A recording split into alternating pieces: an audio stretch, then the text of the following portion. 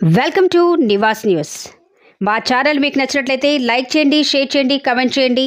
మర్చిపోకుండా బెల్ సింబల్ని క్లిక్ చేయండి. సబ్స్క్రైబ్ చేయటం మర్చిపోకండి. భద్రాచలంలో ఉన్న పీఠం పేరుతో ఓ అర్చకుడు బట్టలు నిర్మించాలని భావించి అత్యాసకపోయి ఓ నాసిరక నిర్మాణం చేయడంతో చోటు చేసుకుంది ఈ సంఘటన. అమ్మవారి పేరుతో ఓ అర్చకుడు ఓ పాత భవనంపై మరో 4 అంతస్తులు కొత్త భవనాన్ని నిర్మిస్తుండగా గత ఏడాది పంచాయతీ సిబ్బంది అడ్డుకున్నారు. అనుమతులు లేకుండా ఎలా నిర్మిస్తారని ప్రశ్నించడంతో అప్పటి నుంచి నిర్మాణం నిలిచిపోయింది. ఆ సమయంలో పంచాయతీ సిబ్బందితో సదరు వ్యక్తి దురుసుగా ప్రవర్తించినట్లు తెలుస్తోంది. పీఠం పేరుతో పెద్ద ఎత్తున విరాళాలు సేకరించడమే కాకుండా అమ్మవారి ఆలయాన్ని నిర్మించి ఆ ఆలయం పక్కనే ఈ 6 అంతస్తుల భవనాన్ని నిర్మించారు. ఒకవేళ భవనం ప్రారంభోత్సవమై భక్తులు ఉండి ఉంటే పెద్ద ఎత్తున ప్రాణ నష్టం జరిగి ఉండేదని ఆందోళన వ్యక్తం చేస్తున్నారు స్థానికులు. ఇక్కడ పక్కన సత్యసాయిబాబా టెంపుల్.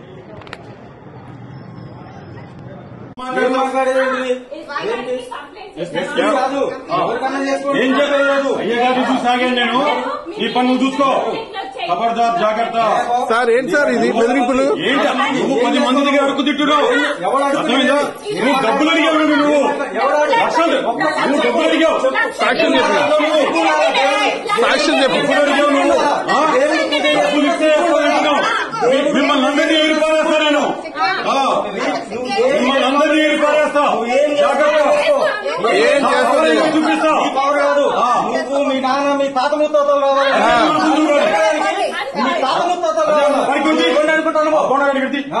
ఏమండి వాడు వీడు కాదు, రెస్పెక్ట్. నువ్వు విరమించుకో. ఇది ఎక్కడికి వెళ్ళి చూడు చూడు. నమ్ముకున్న దేవుడు వచ్చిన నన్ను ఏం చేయలేదు. నమ్ముకున్న దేవుడు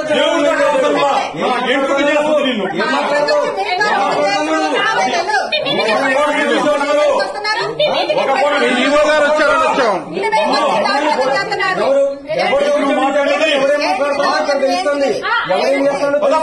అన్ని కరెక్ట్ ఉంటే ఈవో గారు చేపిస్తారుగా. అన్ని కరెక్ట్ ఉంటే ఈవో గారు చేపిస్తారుగా. అన్ని కరెక్ట్ ఉంటే ఈవో గారు చేపిస్తారుగా. 5 లక్షలు ఇస్తే 5 లక్షలు ఇవ్వండి డిమాండ్ చేశారు.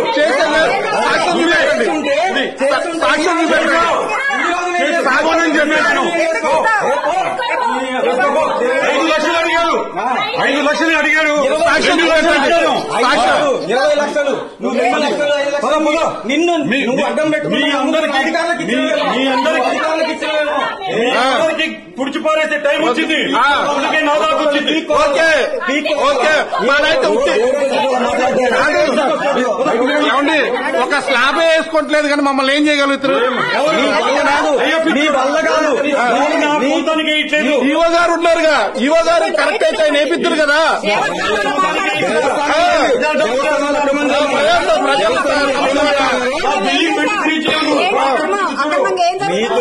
అక్రమంగా జరగకపోతే మరి అధికారులు ఉన్నారు, ఏపీయండి మరి.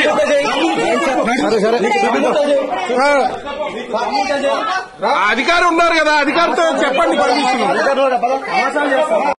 అమాయక గిరిజన బిడ్డల బతుకులతో ఆడుకుంటున్న సింగరేణి యాజమాన్యం.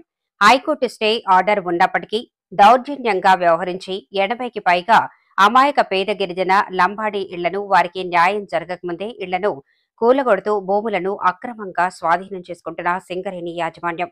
సంబంధిత మంత్రి గౌరవపట్టి మల్లు విక్రమార్క గారు మరియు స్థానిక మంత్రి శ్రీ దుద్దిళ్ల శ్రీధర్బాబు గారు వెంటనే స్పందించాలి. లేనిచో గిరిజనులకు న్యాయం జరిగే వరకు వరుసగా అన్ని గిరిజన ప్రజా సంఘాలతో అసెంబ్లీ ముట్టడితో పాటు ప్రజాభవన్, సింగరేణి భవన్, రాజ్ భవన్ ముట్టడి చేసి న్యాయం జరిగేంత వరకు శాంతియుత నిరసన వరుస కార్యక్రమాలు చేపడతాము. రామగుండం జోన్ 3వ పరిధిలో సిద్దపల్లి, అక్కెపల్లి భూముల్లో ఉన్న అమాయక గిరిజన బిడ్డల ఇళ్లకు సింగరేణి బొగ్గు సంస్థ నష్టపరిహారం చెల్లించి భూమిని స్వాధీనం చేసుకోవాల్సి ఉంది. కాగా 2013 నుండి 80కి పైగా ఉన్న గిరిజన లంబాడా కుటుంబాలకు న్యాయం జరగకపోవడంతో ఈ విషయంపై గిరిజనులు న్యాయ పోరాటానికి తెలంగాణ ఉన్నత న్యాయస్థానమైన హైకోర్టుని 2020లో ఆశ్రయించారు. తెలంగాణ హైకోర్టు సింగరేణి యాజమాన్యానికి గిరిజనుల ఇళ్లకు, భూములకు నష్టపరిహారం చెల్లించే స్వాధీనం చేసుకోవాలని 2021లో స్టే ఆర్డర్ నోటీసులు జారీ చేసింది.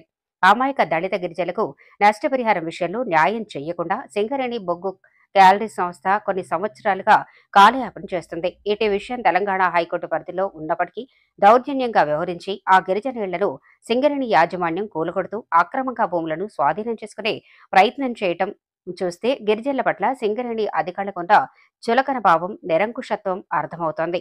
ఈ విషయంపై సంబంధిత మంత్రి మరియు డీసీఎం గౌరవ భట్టిమల్లు విక్రమార్క గారు మరియు స్థానిక మంత్రి శ్రీ దుద్దిళ్ల శ్రీధర్ బాబు గారు వెంటనే స్పందించి అమాయక గిరిజన కుటుంబాలకు న్యాయం చేసే ప్రయత్నం చేయాలని మనవి. అలాగే సింగరేణి బొగ్గు గ్యాలరీ సంస్థ అధికారులు అమాయక గిరిజనులపై దౌర్జన్యం చేస్తే సహించేది లేదు. సింగరేణి యాజమాన్యం వెంటనే స్పందించి గిరిజనులకు నష్టపరిహారం చెల్లించి న్యాయం చేయాలి. తెలంగాణ లంబాడీల ఐక్యవేదిక లైవ్ డిమాండ్ చేస్తోంది.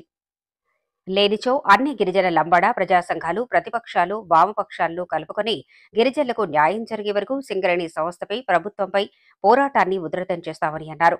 ఇట్లు డాక్టర్ రాజ్ కుమార్ యాదవ్, రాష్ట్ర అధ్యక్షులు, లంబాడీల ఐక్యవేదిక, తెలంగాణ రాష్ట్రం.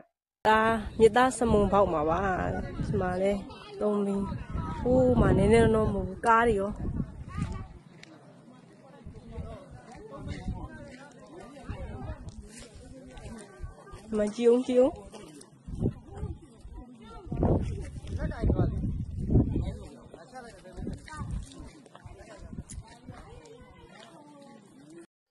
చల్లూరు గ్రామంలో సన్నబియ్యం పంపిణీ.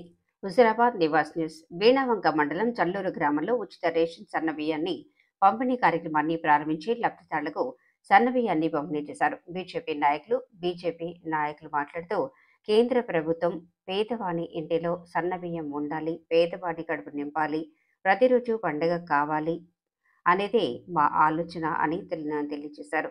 ఈ కార్యక్రమంలో కరీంనగర్ బీజేపీ జిల్లా కార్యదర్శి నరసింహరాజ్, బీజేపీ పార్టీ మండల అధ్యక్షులు బత్తిని నరేష్ గౌడ్, మాజీ మండల అధ్యక్షులు రామిడి ఆదిరెడ్డి, బీజేపీ నాయకులు పెద్ది మల్లారెడ్డి మరియు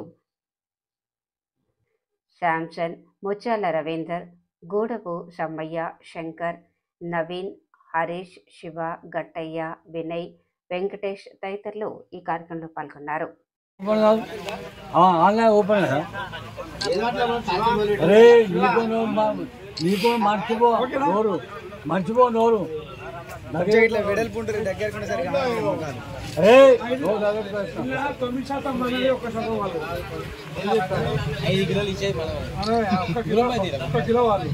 అని చెప్తాను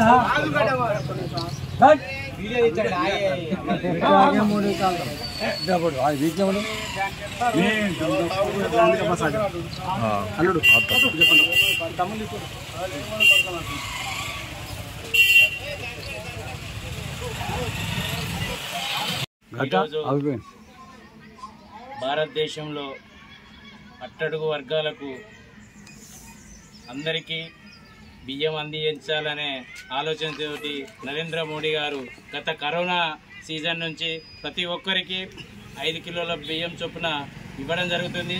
అది ప్రతి రాష్ట్రానికి ఇచ్చే బియ్యంలో కేంద్ర ప్రభుత్వం వాటా 40 రూపాయల చొప్పున ఇవ్వడం జరుగుతుంది. ప్రతి రాష్ట్రంలో కేంద్ర ప్రభుత్వం పంపిణీ చేసేటువంటి నిత్యావసర సరుకుల్లో భారతదేశం నరేంద్ర మోడీ గారు అందరికీ పంపిణీ చేయాలి.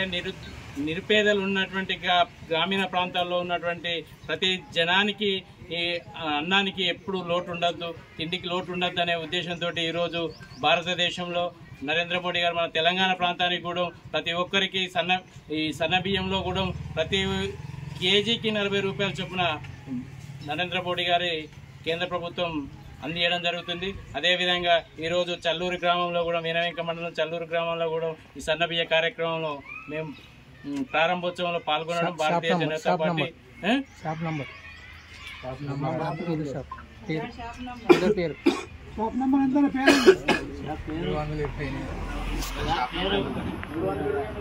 చల్లూరు గ్రామంలో కూడా ప్రారంభించుకోవడం జరిగింది.